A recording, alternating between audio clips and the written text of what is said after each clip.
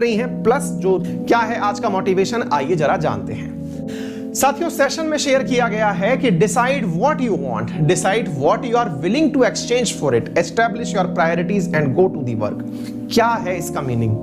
साथियों, मीनिंग बहुत स्पष्ट है अगर हम इसको समझते हैं तो। व्हाट यू वांट, आप चाहते क्या हैं। Decide what you are willing to exchange for it. Sometimes ऐसा होता है कि हम में से चाहते तो बहुत सारे लोग हैं कि भैया हमें भी प्रशासनिक पद मिल जाए, हमें भी लगता है कि हम भी एक जिले के कलेक्टर बन जाएं, या फिर जो भी मतलब आपको बनना है। सपने तो बहुत होते हैं। आपको याद होगा बचपन में अपने परिवारजन जो हैं हमको इस बात को कहकर ताने भी मारा करते थे कि बेटा तुम जो हो ना केवल मुंगेरी लाल के लड्डू खाते हो, खाली पीले दिमाग में बस ख्याल बनाते हो, तुम्हें करना कुछ नहीं है।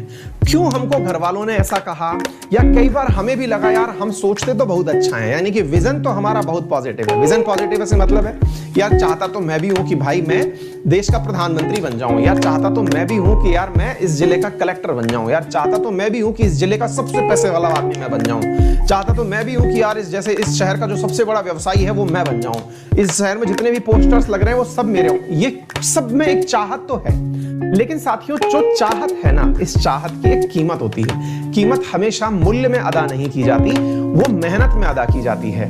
आपको लगता होगा कोई वस्तु के रूप में अगर परचेज की जाने वाली चीज हो तो शायद आप उसे मूल्य अदा करके प्राप्त कर लें, लेकिन यदि आप कोई वस्तु की जगह पर अगर कोई पद या फिर कोई अपने लाइफ में अचीवमेंट करने निकले हैं तो उसकी एक कीमत होती है। हम में से बहुत सारे लोग ख्याली पुलाव तो बहुत अच्छा बना लेते हैं, हम लोग सोच तो लेते हैं कि इस बार तो भैया टॉप करना है, लेकिन क्या हमारे पास उसका रोड मैप है? और रोड मैप है तो रोड मैप हमसे क्या बलिदान मांग रहा है ना?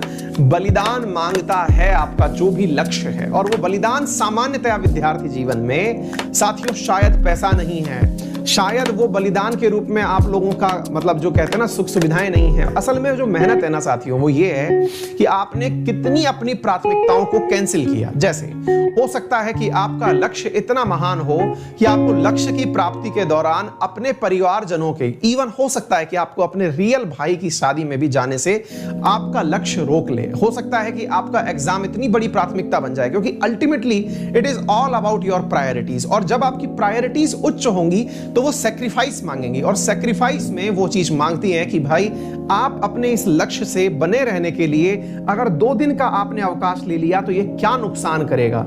अगर हो सकता है कि आपने 2 दिन की छुट्टी ली और छुट्टी लेने से आपका रिदम बिगड़ गया, हो सकता है कि आपके घर में ही कोई निजी फंक्शन था आप उसमें नहीं जा पाए, हो सकता है कि आपको रातों की नींद खोनी पड़े, हो सकता है कि आपको अपने सारे दोस्त खोने पड़े, हो सकता है कि आप अब तक एसी रूम में बैठकर पढ़ते थे लेकिन नींद आने के कारण आपको धूप में बैठकर पढ़ना पड़े। बहुत सारी चीजें संभव हैं, लेकिन लक्ष्य जब आपकी प्रधानता होगा तो वो आपकी अन्य प्राथमिकताओं को साइड बाय साइड करता चला जाएगा। तो निर्धारित करिए कि लक्ष्य के समय पर आप किस किस चीज की आहुति देने को तैयार हैं, आपके बलिदान में कौन सी चीज की प्राथमिकता है, निश्चित ही आप लक्ष्य तक पहुंच जाएंगे। ठीक है, चलिए साथियों तो शुरुआत करते हैं इसी के साथ आज के सेशन की। Very warm good morning Meenakshi, Somdev, Shyam, Urjita, Pawan, Pradeep, Shubham, Anujeet, Rakshita, Aniruddh, सभी साथियों को वेरी गुड मॉर्निंग। और आप सबने मुझे आपके मैसेजेस प्राप्त हो रहे थे और आपकी सभी की निजी सांत्वना प्राप्त हो रही थी। आप सभी का बहुत बहुत आभार, और आप सबसे निवेदन है कि कृपया करके सेशन को शेयर करते चले और पढ़ते चले। सारी की सारी चीजें जो भी इन दिनों मिस हुई हैं उन सबका मैंने राइट अप तैयार करवा लिया है, मंथ के एंड होने पर आपको वो प्राप्त हो जाएगा। आप महीने भर की अब खबरों की चिंता छोड़ दें, क्योंकि जो भी चीज आपकी मिस होगी ये अंत में आपको तैयार करके दे दी जाएगी। कई बार ऐसा भी होता होगा, आप में से लगता होगा कि सर ने ये 10 खबरें तो उठाई लेकिन 2-4 खबरें हो सकता है बच गई हो। इवन तो हम दिन भर में कम से कम 25 खबर पढ़ाते हैं, फिर भी अगर मान लीजिए 2-4 रह जाएं,